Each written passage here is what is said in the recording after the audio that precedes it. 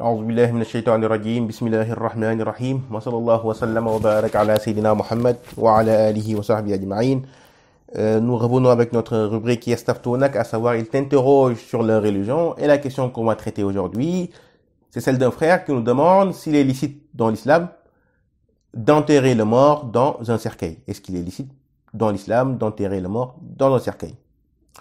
Il faut savoir que le fait d'enterrer, effectivement, l'islam demande à ce qu'on enterre les morts dans la terre directement, comme Allah il a dit, minha khalaqnakum wa fiha nu'idukum wa minha nukhrijukum taratan ukhra, à savoir que effectivement l'homme a été créé de terre, c'est à cela qu'il va revenir et c'est ainsi qu'Allah va le sortir de cette terre là.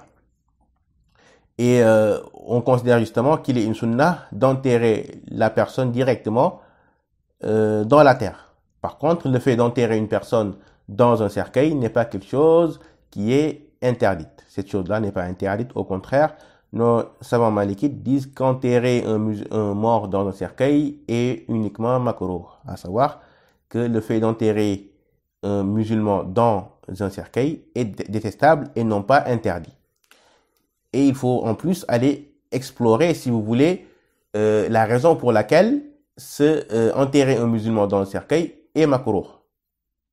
En effet, par exemple, Léon Abdou-Soukri nous indique que cette détestation ne naît que parce que le fait d'enterrer les musulmans, d'enterrer quelqu'un, le mort plutôt, dans un cercueil, ferait une ressemblance avec les chrétiens qui eux-mêmes enterrent leurs morts dans un cercueil.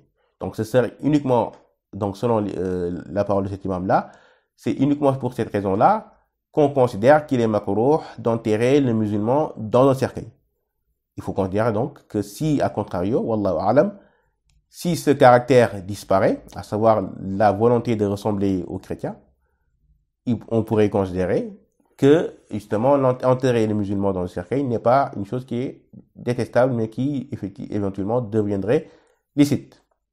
Notamment dans certaines sociétés ou dans certains pays où la loi interdit d'enterrer le mort directement dans la terre et demande à ce qu'il soit enterré dans un cercueil qui soit hermétique.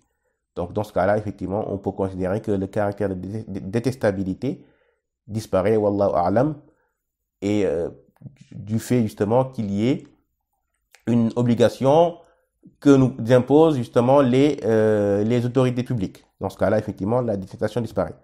Et il n'y a pas de caractère de ressemblance avec les non-musulmans. Il faut rajouter à cela un élément aussi qui est intéressant, c'est que maintenant, par exemple, en France, il est possible de faire des cercueils qui sont en carton. Des cercueils qui sont en carton, qui sont donc homologués par l'État, de sorte que ces cercueils-là ont une durée de vie qui est assez courte, se désagrègent rapidement dans la terre, et on revient à l'objectif dans lequel on était dans l'islam, à savoir enterrer le mort directement dans la terre.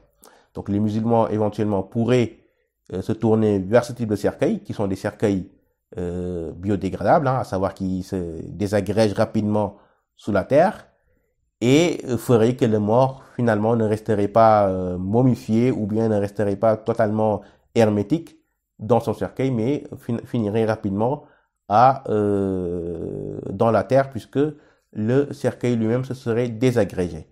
Donc sur la question, effectivement, il n'est pas interdit d'enterrer un musulman dans le cercueil. Cela est makruh pour nos savants malikites. Et on peut considérer, wallahu a'lam, que selon les circonstances, puisqu'il n'y a pas de volonté de ressembler aux non-musulmans, eh bien, dans ce cas-là, cela pourrait être licite, notamment quand il y a une obligation légale qui nous impose de la faire. Wa subhanakallahumma wa bihamdik, ashhadu an la ilaha illa ant, astaghfiruka wa atubu ilayk, subhana rabbika rabbil izzati amma yasifun, wa salamun ala al-mursalin, walhamdulillahi rabbil alamin.